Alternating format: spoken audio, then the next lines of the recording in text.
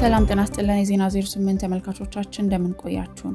ሰብስክራይብ በማድረግ የዕለቱን ትኩስ መረጃዎች የምትከታተሉንና የእናንተ ሰብስክራይብ ማድረግ ለኛ ትልቅ ብርታት መሆኑን አምናችሁ ቤተሰብ ለሆናችሁን በሙሉ ምስጋናችን ከልብ ነው።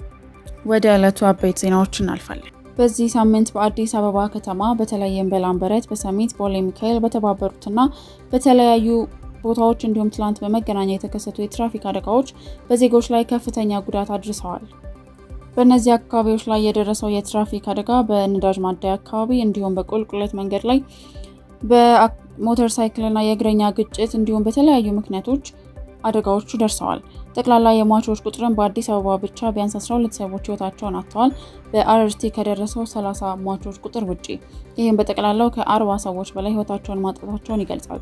እንዲሁም ከ80 በላይ ዜጎች በተለያዩ ሆስፒታሎች የህክምና እርዳታ እየተደረገላቸው ይገኛሉ። የአዲስ አበባ ፖሊስ ኮሚሽንና የትራንስፖርት ቢሮ የሚከተሉትን ጥብቅ መልእክቶች አስተላልፈዋል። የመጀመሪያው ፍጥነትን በተመለከተ ሲሆን በሰሚትና በመገናኛ የታዩት አደጋዎች መንስኤያቸው ከመጠን ያለፈ ፍጥነት በመሆኑ አሽከርካሪዎች ፍጥነታቸውን እንዲቀንሱ እንዲሁም የተሽከርካሪ ቴክኒክ ምርመራ አሽከርካሪዎች በተለይ ፍሬንና ጎማን በየቀኑ እንዲፈትሹና ጥገና የሚያስፈልጋቸውን ተሽከርካሪዎች መንገድ ላይ እንዳያወጡ ገልጸዋል።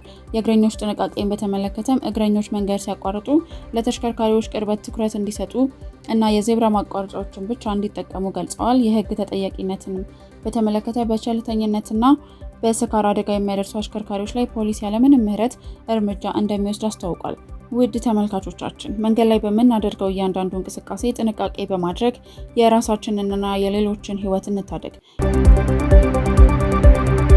በአፍጋኒስታን በደረሰው የመሬት መንቀጥቀጥ ብዙ እልቂት ተፈጥሯል። በካቡል ያሉ ሰዎች ህይወትም ማለፉ ተረጋግጧል።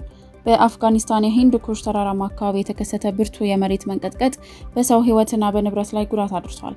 በትላንትናው ዕለት ምሽት የተከሰተው ይህ አደጋ በጎረቤት ሀገራት ፓኪስታንና ህንድ ጭምር ተሰምቷል። እንደ ዘገባው ከሆነ የመሬት መንቀጥቀጡ በሬክተር ስኬል 5.9 ሆኖ ተመዝግቧል። በአፍጋኒስታን ዋና ከተማ ካቡል ዳርቻ በሚገኝ መንደር ውስጥ በአንድ መኖሪያ ቤት መደርመስ ሳቢያ የአንድ ቤተሰብ አባላት ህይወት ማለፉ ተረጋግጧል። በአደጋው አንድ ህጻንም በከባድ ሁኔታ ላይ ቆስሏል። የመንቀጥቀጡ ማዕከል ከመሬት በታች 177 ኪሎ ሜትር ጥልቀት ላይ መሆኑን የጀርመን የጂኦሳይንስ ጥናት ማዕከል JFC አስታውቋል። አደጋው የደረሰበት ቦታ ራቅ ያለ በመሆኑ የጉዳቱን መጠን ሙሉ በሙሉ ለማወቅ ጊዜ እንደሚወስድ የአፍጋኒስታን ባለስልጣናት ገልጸዋል። በመላ ሀገሪቱ የሚገኙ የጤና ተቋማትን በተጠንቀቅ ላይ እንዲቆዩ ታዘዋል።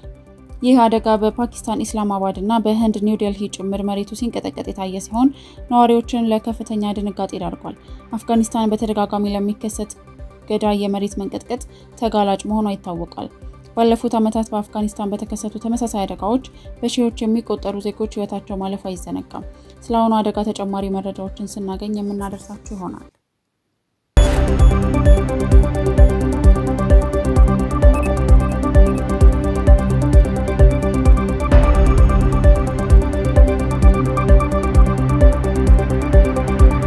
የዛሬው የዜና 08 መረጃዎቻችን ይህንን ይመስሉ ነበር። ዕለታዊ አዳዲስ መረጃዎችን ለማግኘት የዩቲዩብ ገጻችንን ሰብስክራይብ ያድርጉ። እንዲሁም በፌስቡክ እና በቲክቶክ በፈለጉት አማራጭ ያገኙናል። ፈጣን ዜና፣ ታማኝ መረጃ፣ ዓለምን በ8 ደቂቃ። ዜና 08 እናመሰግናለን።